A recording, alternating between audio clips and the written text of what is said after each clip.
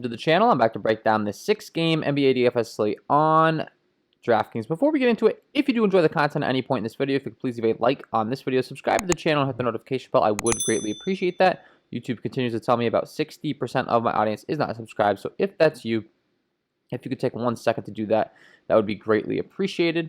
Apologies for no content being released the last few days. Life's gotten a little bit crazy, so I haven't had quite the time to record, but we're back. And we're back to breaking down this slate. Going to give you some winning plays tonight. And make sure you stay tuned to the end of the video for my lock of the night. If you are interested in some further content from me, I do offer an NBA DFS package. Link below in the description where you can get access to my premium NBA projections, NBA data sheet, player stats, team stats, play context stats, core plays, injury impact insights, and NBA Discord chat access. If you are a very serious NBA DFS player, I would highly recommend it if you're playing night in and night out. I think you're going to get a great return on your investment, so check that out, link below in the description. And with that being said, let's go ahead and start breaking down this slate today. First game on the slate, 7 o'clock lock tonight, Denver taking on Orlando. This game right now comes in with a 217.5 over-under with a 7.5 point spread in favor of the Denver Nuggets. So expected to be a pretty slow-paced game. And also expected to be a game that doesn't really stay all too close. Denver is expected to win this one pretty easily. So as far as who we're looking to in this one, Cole Anthony and Monte Morris are listed as out, as well as Gary Harris. So a few more minutes to go around on the Denver side. Nothing too crazy. Terrence Ross listed as questionable. If he is out, look for Dwayne Bacon to get a bit of a bump in run. But as mentioned, this game not exactly the fastest paced game. Nikola Jokic at 10-7, paying up for him on this slate. It's a little scary. I mean, the guy's a great fantasy point per minute producer. We've seen him do it over and over again. But you got to keep in mind his last two matchups have been against Chicago and New Orleans.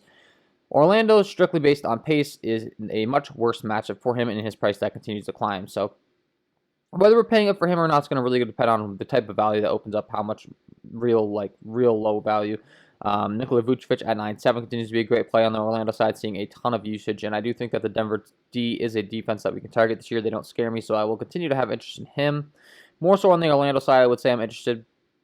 Aaron Gordon, Evan Fournier, if they continue to see heavy minutes, putting up some pretty good points recently. 34, 53, and 27 for Aaron Gordon. Last game turning into a blowout, though. I think we could see him get more towards that 53 mark in this one. So I continue to have some interest in Aaron Gordon. Definitely a tournament play, high upside, but can definitely have some downside as well. And then Evan Fournier, same rule applies. I'm going to have some interest in him. I think these big three, so to speak, in Evan Fournier, Aaron Gordon, and Nikola Vucevic do make a lot of sense as opposed to the Denver side, who has a little bit more depth. You could be playing a Jamal Murray at 7-1 for sure. I'm not too scared about the Orlando side. It's just the pace, as I keep mentioning, but it is the truth. But I do like his price tag a lot more than Nikola Jokic's. So if I'm playing two guys in this game as far as on the Denver side, it probably would be Jamal Murray at 7-1. And then we're looking to Will Barton down here at 5-8 as well. Continues to play pretty good at that price tag. 43, 33, 28, and 33 DraftKings points at only the mid 5K to upper 5K range. I think he has plenty of upside to get you there. And you could play Michael Porter Jr. at 6-7, but you're paying up a lot more for him. And I think he has some similar upside to Will Barton. So I'll take the price tag discount. Moving further along, Washington taking on New York. This game now comes in with a 226 over-under with a 2.5 point spread in favor of the New York Knicks. As far as who I'm looking to in this one, Russell Westbrook at the top at 10-8 continues to just absolutely be a beast, putting up 62, 82, and 70 DraftKings points the last 3 times out. Triple-double upside every single time he takes the floor, and he has done just that the last 3 games. Triple-double every single one of those games. Keep in mind the New York is a little bit of a pace-down matchup, but I think we can live with it when it comes to Russ just because of how involved he is in all those statistical categories. Julius Randle on the other side at 9-9 is going to be a great play. Washington does not play very good defense. He's at 9-9, and he has put up 63, 50, 62, and 46 DraftKings points. Playing a ton of minutes, really producing well, and taking on a Washington squad that can't guard anyone. I will definitely like Julius Randle in this one.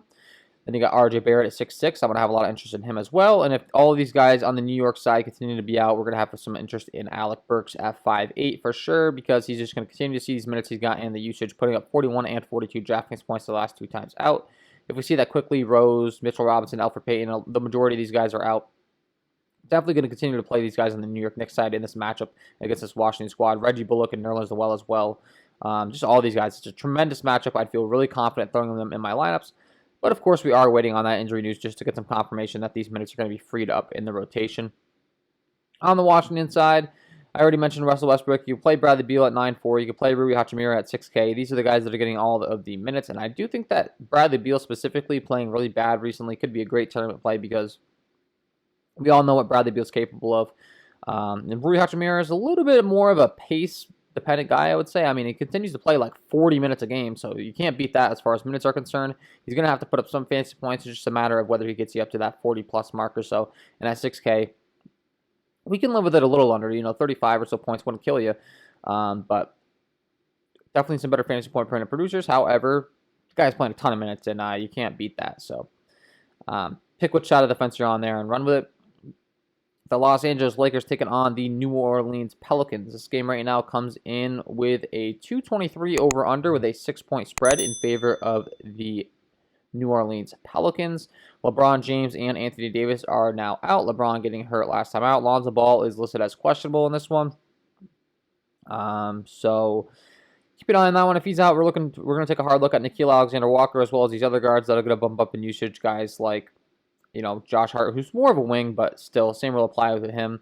And then, of course, Brandon Ingram and Zion Williamson will get bumps in usage as well. So I think LeBron being out, Anthony Davis being out, we're going to see this Lakers squad really take a hit defensively. You got guys like Dennis Schroeder, Montrezl Harrell, Kyle Kuzma. Don't really scare me all too much defensively. So Zion Williamson, Brandon Ingram are going to get a lot of usage and a lot of opportunity. In this one specifically, Brandon Ingram, I think, is always a great play when he goes back to LA. Because I think he wants to prove to these Lakers that they passed up on him and he's a good play.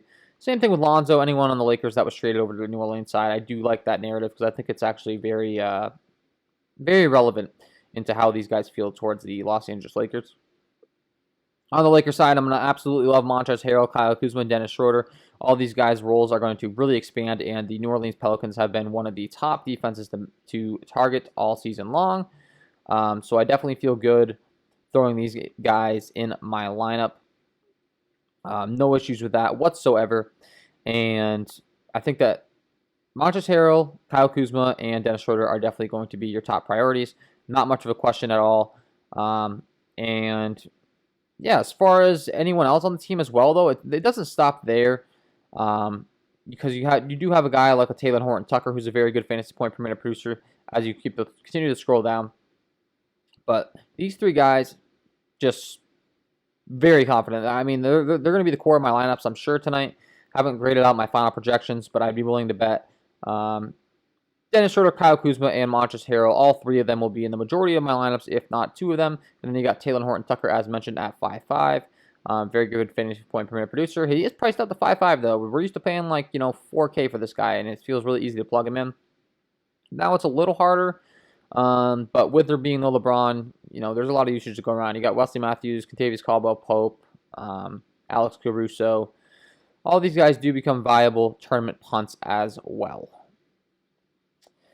And then as mentioned, if Lonzo Ball's out, we're looking at Josh Hart, Eric Bledsoe, a lot harder than we would be if Lonzo Ball is in. So keep that in mind. Phoenix taking on Miami.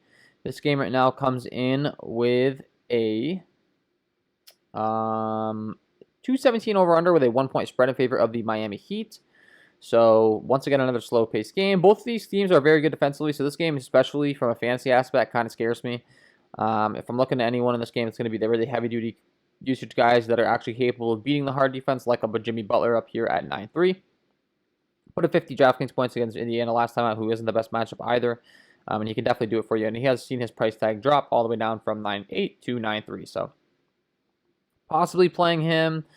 You could possibly play like a Chris Paul or a Devin Booker.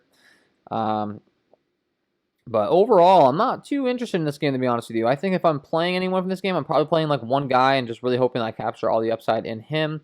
And I'm really focusing on the usage-heavy guys. So Jimmy Butler, Devin Booker, Chris Paul. And then on the Miami side, things get spread out a little bit more. Goran Dragic is listed as questionable. If he is out, that's going to make it a lot easier to play guys like Kendrick Nunn and Tyler Hero. So they would become much more viable options. But other than that, I'm not going to act like I'm all too excited about this one because I'm really not. Philadelphia taking on Golden State. This game right now comes in with a 222.5 over-under with a 3.5-point spread in favor of the Philadelphia 76ers. Joel Embiid continues to be out. Stephen Curry continues to be out. Seth Curry continues to be out. And James Wiseman is listed as questionable. So definitely some usage bumps to go around in this one with guys being out.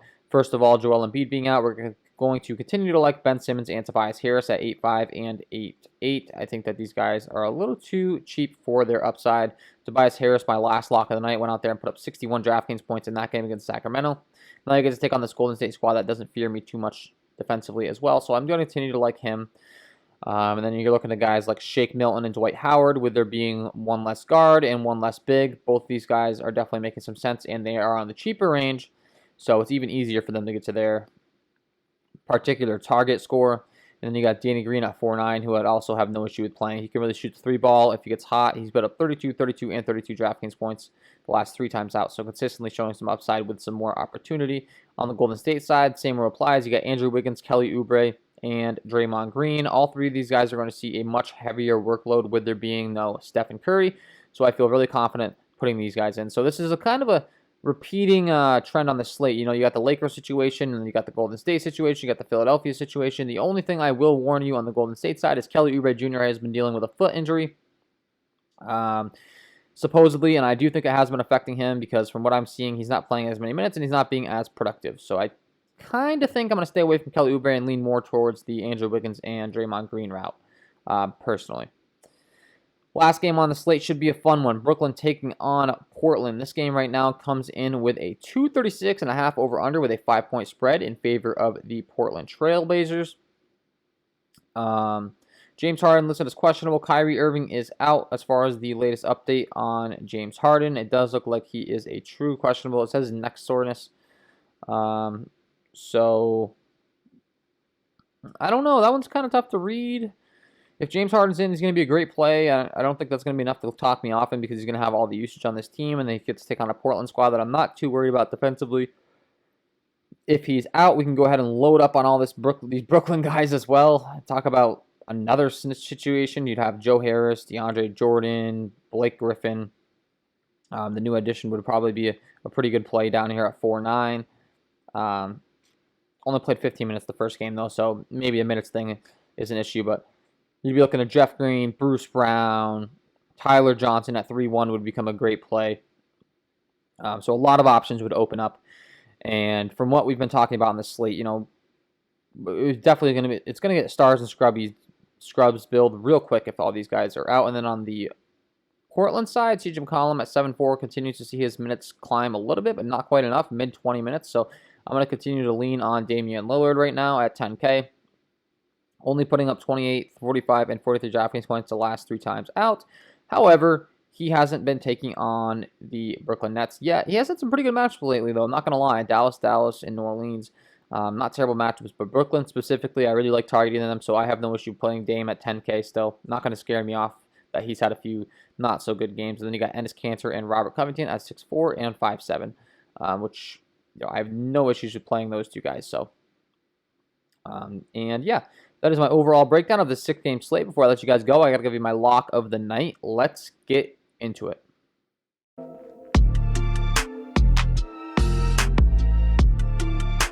And my lock of the night tonight is going to be Dennis Schroeder at this 6.6 price tag, taking on this New Orleans squad. He gets a great matchup. There's no more LeBron James. This is a guy that's really been suffering from not having the on-ball handling duties due to LeBron being the main point guard on the Los Angeles Lakers squad. I think he's going to take over that role, and I think he's going to have some tremendous upside in this one. You factor in the matchup, you factor in that they get a bump up in pace, you factor in that he's going to get a bump up in usage, and you factor in that it's expected to be a close spread. This guy's had the worst DK points per minute out of the 3, including Montrezl Harrell, Kyle Kuzma, and Dennis Schroeder that I discussed earlier. And I think that he can have his DK point per minute really climb now that LeBron's out of the equation. I think he's going to be the biggest beneficiary, and I think that he is going to really take advantage of the opportunity. Dennis Schroeder is my lock of the night. So, there you have it, guys. Dennis Schroeder. Get him in your lineups. And that is all for me in this one. If you enjoyed the content, if you could please leave a like on this video, subscribe to the channel, hit the notification bell. I would greatly appreciate that. And then don't forget to check out my KJK DFS NBA package, link below in the description. Definitely some great tools going on over there that can help you win some money night in and night out. I wish you guys all the best of luck tonight, and we will see you in the next one.